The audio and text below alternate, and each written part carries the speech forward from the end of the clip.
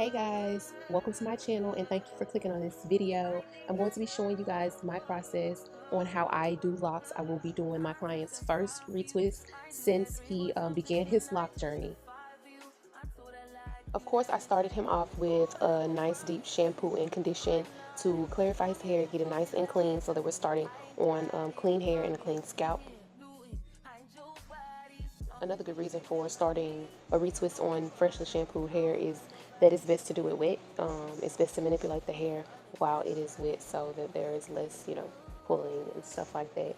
And while we did it without shampooing and conditioning the hair. So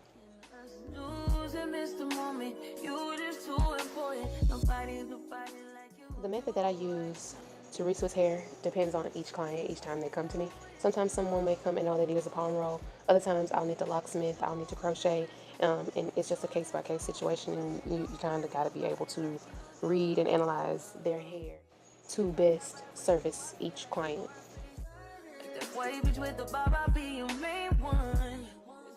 Because this was his first retwist since installing his starter locks, I used a series of just reinstalling comb coils, also locksmithing, which is the process of rolling the hair between your hand and your fingers, and also crocheting in some parts where the process was kind of expedited and took off, way beyond other spots in his head. So he had some spots where I had to completely reinstall new locks, and then there were other spots where the locks had completely already started budding and was already its own entity.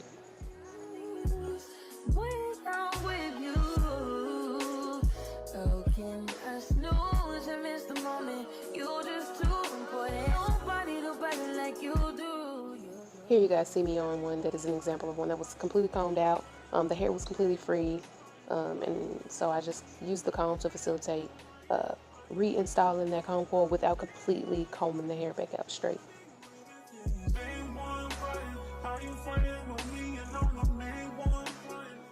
A lot of times people make the mistake of combing the hair out straight and then installing a coil, which makes zero sense because the process of locking is entanglement is, so it doesn't make much sense to fully detangle hair, but it's okay to gather it, smooth it out, group it together, but you don't want to completely comb it out and completely detangle it all the way down.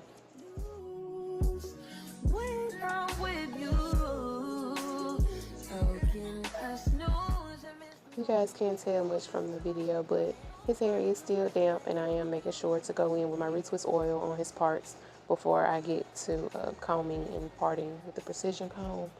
As you guys can see here, I'm going through and separating his hair. It is still damp, which is what's helping the process. And I just like to pre-part with my fingers, get that part as fine as I can before even going in with the comb, because that just eliminates all of the extra snagging and pulling and stuff that would cause pain and stuff like that.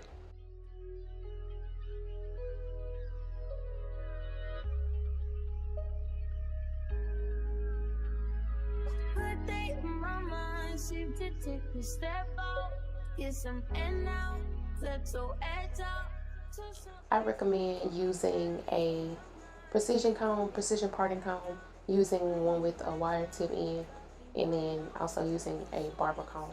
So I rotate these tools out as I need. The only product that I use for my retwist is a special blend that I like to whip up myself. I call it my retwist oil. The only product I use during the process. Sometimes I'll go in afterwards and mold the hair with mousse. And as you see here, I am using the water to make sure that his hair stays moisturized throughout this entire process so that there are no tears. When starting a retwist, I always recommend you start at the nape and then work your way up. But that just depends on whatever style you're doing. You want to take the style you're going to be finishing with into consideration. If you're doing something that's going to be, the back forward, then you may want to twist it up instead of twisting them and pinning them down. But usually you're going to start at the back and pin them down just so that they all lay properly.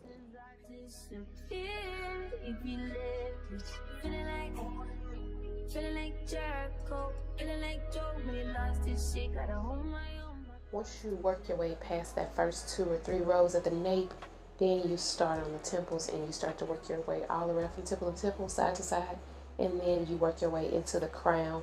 And that is just, like I said, for neatness purposes, just so that the locks lay, in the way that you want them to lay, whether they have a side part, middle part, or whether they wear them forward in their face, all the way back. That's how you take that into consideration while you're doing the retwist.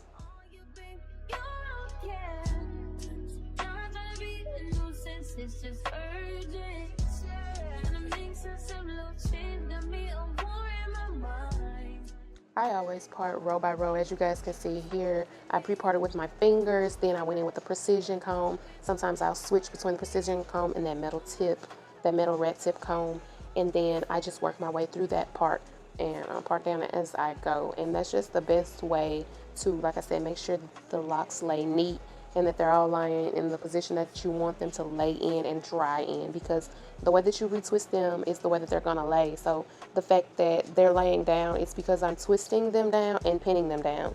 If I was twisting up and pinning up, they would stick straight up.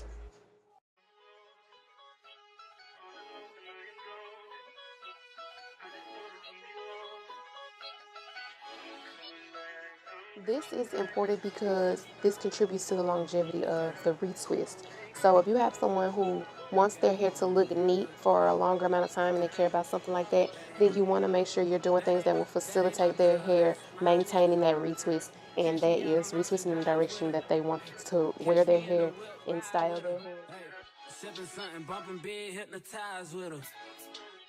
Some people may not stress, longevity of their retwists. They just want to, kind of gather it all up and do some quick maintenance and go on about their day.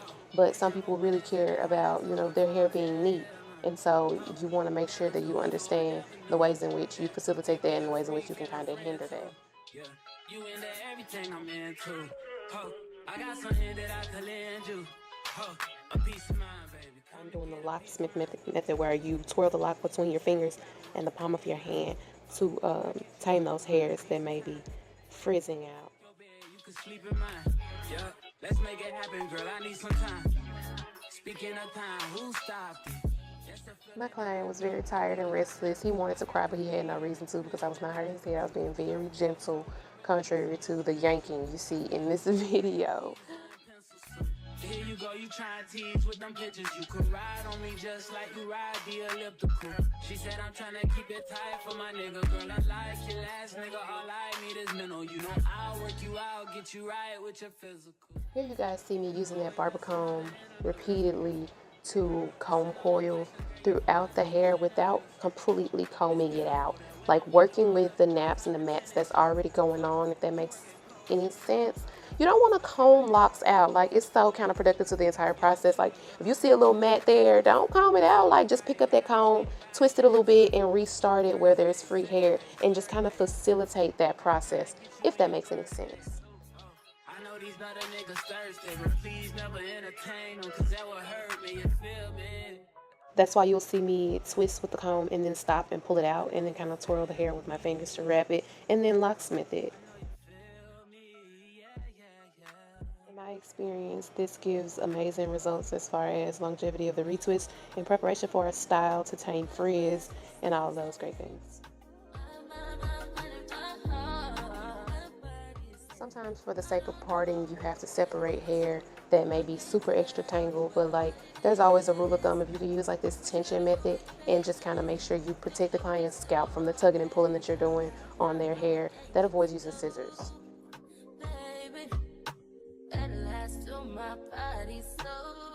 In this case, the comb is necessary because we are reinstalling some, but as you guys can see here, I'm using that locksmith method a lot to tame a lot of this frizz and to control a lot of this hair and get it into the lock helix. In my experience, this has drastically changed the longevity of a retwist. Like, just palm rolling alone, I guess it doesn't apply the same amount of pressure maybe, or I'm not sure if the friction is the same. I'm not sure what it is about locksmithing, about that process of rolling the lock between your fingers. It's way different from palm rolling, and the results show. I'm speaking for personal experience. I started off only palm rolling my hair, and recently I've been locksmithing my own hair, and the frizz is astronomically lower. Like, it's insane. But what you see going on here is me having to redo an entire section of parts. Basically, what happened was his hair had been worn in the fro for like 2.5 months, and his locks hadn't been maintained. It was just afro growing out, and it kind of grew like a top shelf afro kind of lock thing going on. And I had to go in and re-separate those and redo his parts in that section.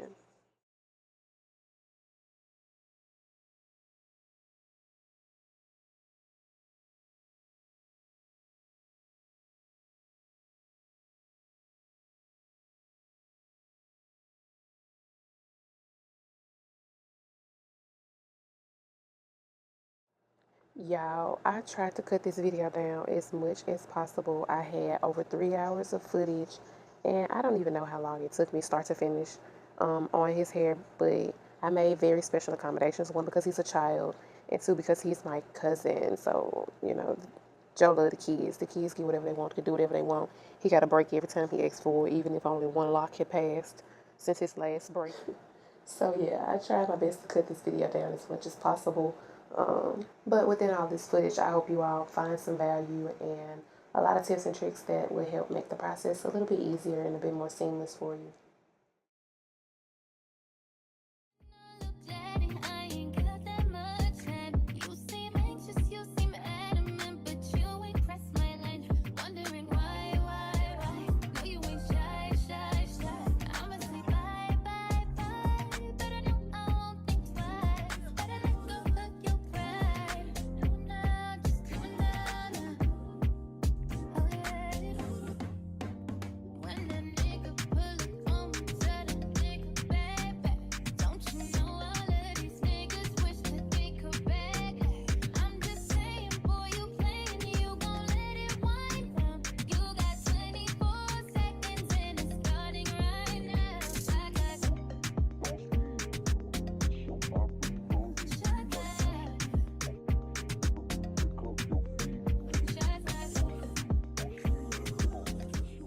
For those who have not done locks before, I wanted to keep it beginner friendly and really show you guys the ins and outs of the process. So that's why I kind of left the majority of it in here and I just kind of sped it up for you all. Because here you guys see me doing the process of what I said I like to do. First is like part it with my fingers, try to separate the hairs as much as possible, and then go in through there with that precision comb after oiling the scalp and making sure that it's moisturized and protected against all the tugging and pulling that may go on.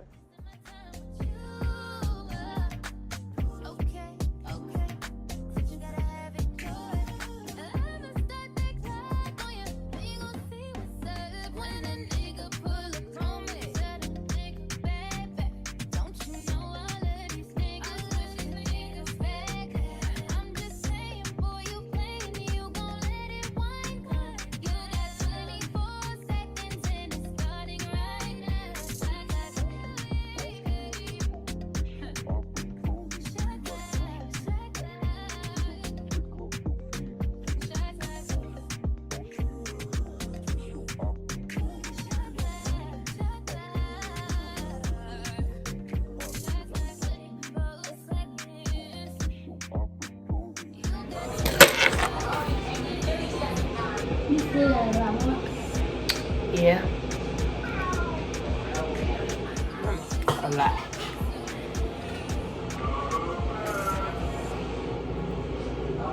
I don't know, I can't count.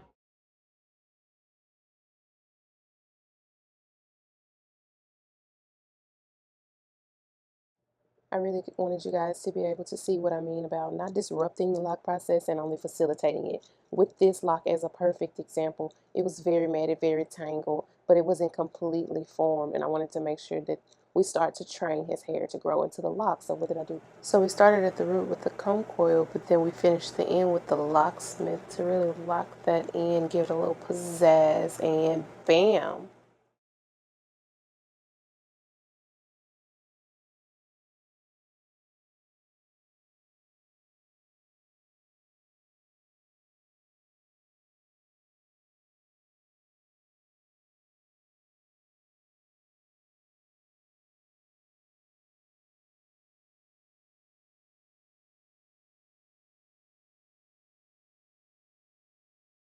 It actually took me forever to finish his hair. I started it at 11 a.m. and I did not finish until 3:48. Even though he was so dramatic on the last leg, he was very excited once I finished, even though he quickly got frustrated because he didn't want me to style his hair. But his mom had requested that I put his hair in the style, honestly, and I recommended it because this baby just went 3 months without his first retwist, and I would want my hair free too, honestly.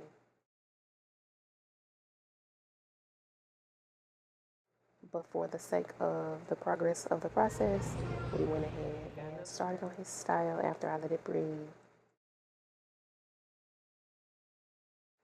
Even though he did not want to style, I went ahead and installed his 4 barrel twists because that's what his mom wanted. And it took quite the effort because of the length of them. I would recommend honestly doing multiple smaller barrel twists when the hair is this short instead of doing a fewer number of twists.